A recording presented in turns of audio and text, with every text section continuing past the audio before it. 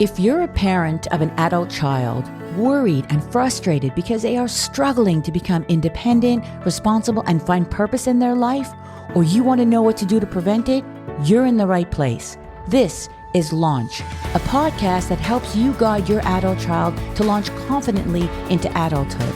I'm Shari Jonas, author, educator, and co-parenting consultant, taking a deep dive into the ongoing challenges that you're faced with as you watch your adult child struggle. Each episode will deliver actionable steps and strategies that you can take to help your young adult become confident, motivated, and self-sufficient. Parents, if you want your adult child to achieve a life of independence, thrive in this world, and reach their full potential, then listen in to Launch. I'm Shari Jonas, and this is Launch. Unless you've been living under a rock, most parents of young adults have heard phrases like meet them where they are, emotional regulation, empathic listening, and so on. But you've never wanted to ask what they mean because, well, you will look like you've been living under a rock. No need to worry about that anymore. Today, I'll be unpacking those pop psychology buzzwords, and by the time we're done, you won't have to pretend to understand what these terms mean. Even better, you'll know how to use them in a way that actually improves your relationship. Think of this episode as your crash course in the language of relationships.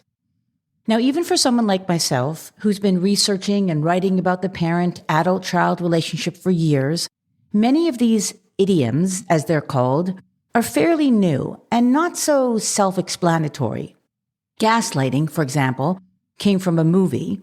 Codependency is not healthy, although it sounds like you're cuddling. Holding space is literally impossible. How can you hold space? And mindfulness should have been called mindlessness, but I'll get into that momentarily. Now, I couldn't possibly cover every single one of these terms in this episode because, well, honestly, we'd be here for hours. I do go over them in my course and give you a cheat sheet afterwards so you can read up on them when needed. For today, I've chosen the ones that I believe you hear about the most. I'll define each one briefly, and when applicable, I'll give you real-life examples. Okay, let's get into it. We begin with mindfulness, which means being aware of your thoughts, your feelings, and the sensations in your body, but with a sense of detachment. It's sort of like watching yourself on a television screen. Mindfulness is the practice of being calm and present, but without reacting. That's why I think it should be called mindlessness.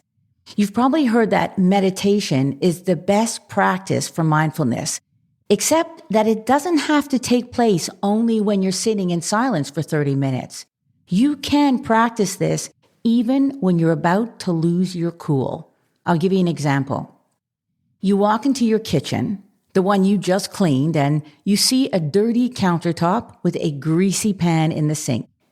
Instead of losing your shit, inwardly or outwardly, you practice mindfulness by taking a deep breath, a long breath, okay, maybe even a few, which actually works on your nervous system, and then calmly tell your kid that you want the kitchen cleaned up now, not later, and then you walk away. Mindfulness can become your secret power. When you begin to notice your body getting tense or your thoughts start racing, hit that pause button and take those deep breaths and mentally detach. Those negative thoughts can be fleeting as long as you don't hold on to them. Okay, let's talk about boundaries. I'm pretty convinced that this term is very confusing for many people, especially parents. But if boundaries were better understood, it would be easier for parents to uphold them. In the simplest terms, I like to call them our non-negotiables, the line in the sand that we draw to protect our physical and emotional well-being. For example, if you would never allow someone at work to speak to you disrespectfully, yell at you, or walk away while you're in mid-sentence, that's a boundary you set for yourself, and it should not disappear with your adult child once you get home. Those boundaries command respect. They tell the world, your children included, how you want to be treated, but they only work if you uphold them. Now, this is a good time to bring up enmeshment. Enmeshment happens when the emotional boundaries between a parent and a child become so blurred that the parent may feel responsible for their child's every mood, choice, or failure. You know the expression, you're only as happy as your saddest child? Because their emotions feel like your own, or that you have no life because of how you prioritize theirs, and then you feel hurt when they want to spend time with other people. That's enmeshment. Here are some real life examples. You take their emotional struggles personally. You insert yourself into their decisions because you feel they don't always think things through. And they may hide parts of their life from you out of fear that it will upset you. Besides the guilt that your adult child will feel, the biggest problem with enmeshment is that it interferes with your child's development of self, separate from you, which makes it really hard for them to feel confident without your emotional input. Basically, enmeshment blocks your adult child from developing independence and emotional clarity. Let's talk for a minute about generational trauma. Generational trauma is really two parts. First, there's the trauma, which is not just an uncomfortable memory. Trauma refers to an experience, often frightening, dangerous, or deeply disturbing, that has impacted our ability to cope. Trauma, in the truest sense, is about physical harm, emotional abuse, neglect, even witnessing violence. Real trauma changes us, and it leaves a mark on how we feel, think, and respond to the world. Now, generational means that your trauma preceded you, that it was passed down through your parents, even their parents. So put together, generational trauma are the emotional scars that you carry that might not have originated with you, but because your parents didn't work through theirs, you inherited it. See, at some point, we have to stop the cycle, and we do that by becoming aware of it and then working on healing ourselves. Next is gaslighting. Gaslighting is a form of emotional manipulation where someone causes another person to question their own feelings, their memories, or the perception of an event. It's often used to deflect blame, avoid accountability, or maintain control in a relationship. Many parents do this without even realizing it, when they're feeling defensive, uncomfortable, or unwilling to accept how their child might have experienced something in the past. If you ever hear yourself making comments like these, then you are in full gaslighting mode. You're being too sensitive. You always twist things around. That's not what happened. You're overreacting. To the parent, it might feel like explaining or clarifying, but to the adult child, it feels like dismissal, as if their experience doesn't count or their feelings can't be trusted. So when your child brings up something painful and your first response is to deny, dismiss, or rewrite it, you're teaching them that it's not emotionally safe to share anything difficult with you. And over time, that leads to distance, resentment, or even estrangement. And what is estrangement? Well, that's when one party, usually the adult child, intentionally creates emotional and physical distance from a parent, often due to unresolved hurt or a lack of emotional safety, which I just mentioned. This is not difficult to spot when it's happening to you. They simply stop communicating with you. Maybe they'll tell you why, or maybe they'll just feel as if they told you 100 times and nothing has ever changed. You might have different versions of their childhood. You believed you were just being a parent, doing what you thought was best or what you could do at the time. But they describe it as years of invalidation and emotional neglect. Now, estrangement doesn't happen overnight, and it's rarely about one event. It's often the result of unmet needs and unresolved issues. I'm sure you know this, that it's all over social media. But if it happens to you, please seek help because it is extremely challenging for both parent and adult child. Next, we have holding space, needing space, and give them space. These three terms are mentioned a lot, but they are commonly misunderstood because they sound similar, but they mean very different things. What they do have in common is that each requires a certain level of emotional maturity from you. And when you learn to recognize which kind of space is needed in that moment, you don't take it so personally and you respond more calmly. Here's what they each mean, and I hope that these brief definitions resonate with you. Holding space is the act of being fully present with someone without judgment, without trying to fix, and without rushing their process. It's when you sit with another person's pain, confusion, or vulnerability and let it come out without making it about you or judging them or, again, trying to fix it. While the phrase became popular about 10 years ago, the practice itself of holding space is really quite ancient, with roots in Buddhism and indigenous traditions. Here's an example of when your adult child needs you to hold space for them. When they are being completely honest with their feelings, bearing their soul, perhaps sharing that they don't know what they want to do with their life. And instead of you trying to solve it, ignore it, or worse, minimize it, you simply allow their truth to come out. Next is needing space. When your adult child says, I need space, what they're really saying is, I'm overwhelmed right now, and I need time to regulate my emotions and process without pressure and decompress without comments or opinions. It's actually very mature of them. The problem here is that it's often taken as rejection or disrespect by parents, and that just makes everything worse. Instead, work on not taking it personally. Respect what they're asking of you, and when they are ready, they will return. And the last one is giving space.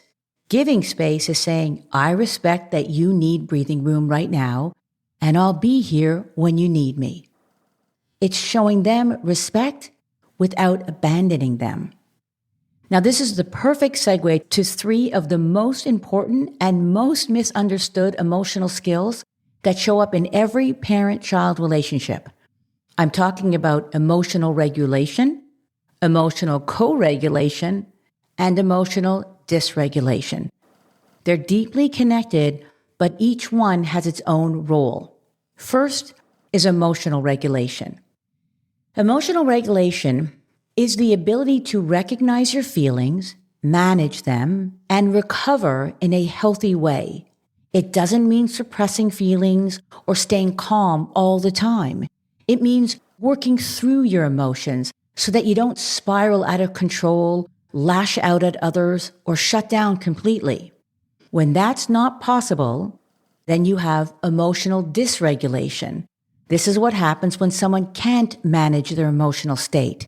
They could be feeling anger, sadness, fear, or anxiety, but they don't have the tools to calm down or think clearly. Signs of dysregulation in adult children can range from explosive, hurtful outbursts to becoming completely catatonic, withdrawing from the world, not eating, and so on. What you need to know is that this is not an act of defiance. Their nervous system is overwhelmed, and they haven't figured out how to manage it yet.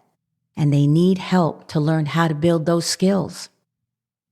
This leads us perfectly into emotional co-regulation. When a calm and emotionally regulated person helps someone else to return to a regulated state, and it's done through presence, just being there, tone, the way you speak to them, and sometimes touch, even a hug. This is actually how we learn to regulate, especially as children. Before young adults can regulate themselves, They need someone who can model and share emotional regulation with them. That's what you, the parent, provides. Here's a perfectly relatable example. Your adult child is spiraling with anxiety about a job interview. You don't lecture. You sit next to them. You breathe slowly. You keep your tone warm. Your calm starts to settle their chaos. These next two phrases or terms also sound similar, but are in fact different. Active listening and empathic listening. Active listening is a communication technique, which means giving your full attention, repeating back what you've heard, asking questions if needed, and responding in a way that lets the other person know you are fully present and you truly understand them. Here's how it's done. You make eye contact, you nod, you reflect back what they said, and sometimes ask clarifying questions. You might say, "So what I'm hearing is that you're frustrated because you feel like you're not being taken seriously. Did I get that right?" And then there's empathic listening. Empathic listening takes active listening one step further. It's a deeper emotional connection. It's not just about understanding their words. It's about becoming more sympathetic to what the other person has experienced. And you become emotionally tuned in to them. You don't just reflect their words as you would in active listening. You reflect their emotion. You respond to the feeling underneath what they're saying. Here's the difference. Active listening is saying, "I'm paying attention to what you're saying." Empathic listening says, "I understand how this feels for you." And the last one is one of the most powerful because what it means is to approach your adult child from their current emotional or developmental state and not where you wish they were, where their friends are, or where you were at their age. It is meet them where they are. This doesn't mean you're lowering your expectations. In fact, it's acknowledging their uniqueness, that they are marching to the tune of their own drummer. Maybe it's a learning disability or something that set them back a few years ago. Perhaps they're struggling to find their purpose. The truth is, we have to stop pushing our kids to be like everyone else, to follow this set timeline. It's not a race to the finish line. That social pressure alone can be paralyzing. This approach definitely requires empathy. But when your adult child feels seen by you in their truth and not judged by you, that's when they can be themselves and move forward at their own pace. A perfect example could be that they appear unmotivated and slacking because they're not applying for jobs. Don't shame them. Rather, understand that there's something else going on, perhaps feeling unqualified or afraid of rejection. Being compassionate on your part doesn't mean doing nothing. It means helping them to find a way to remove what is holding them back. Well, we've come to the end of our lesson, and I hope that I've enlightened you somewhat. These are not just buzzwords from therapy that your adult child might throw into conversation or that you'll hear during a podcast like this. They're practical, powerful tools for navigating the most important relationship you have right now, the one with your adult child, who really does need to connect and communicate with you. I know you want to help them, but I believe the greatest impact will come from improving your relationship with them, whether that means repairing it, rebuilding it, or reshaping it, because that's when the real transformation of their life will begin. I'm Sherry Jonas, and this is Launch. I hope today's episode gave you valuable insights and actionable steps that will help you guide your young adult to launch successfully into adulthood. If you found this topic helpful, feel free to leave a comment and hit the subscribe button so you never miss an episode. Leaving a 5-star review helps us reach more parents who are dealing with the same issues. And if there's something you want to ask me, I invite you to join Launch Advice, my weekly publication where I answer one question from parents just like you. It's free advice that will appear in your inbox probably when you need it the most. Just click Launch Advice in the show notes and don't forget to email me your confidential question. And remember, no one ever said parenting is easy, especially when you're raising an adult. Talk to you soon.